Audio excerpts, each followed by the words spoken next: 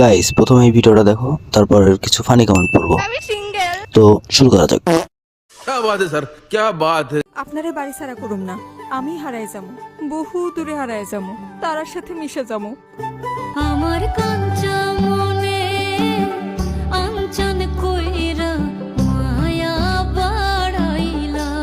तो चलिए शुरू करते हैं। ভাইয়ের রুচি আছে বলতে হবে। বিয়ের পর সুন্দর হয়ে গেছে, ব্যাপার কি?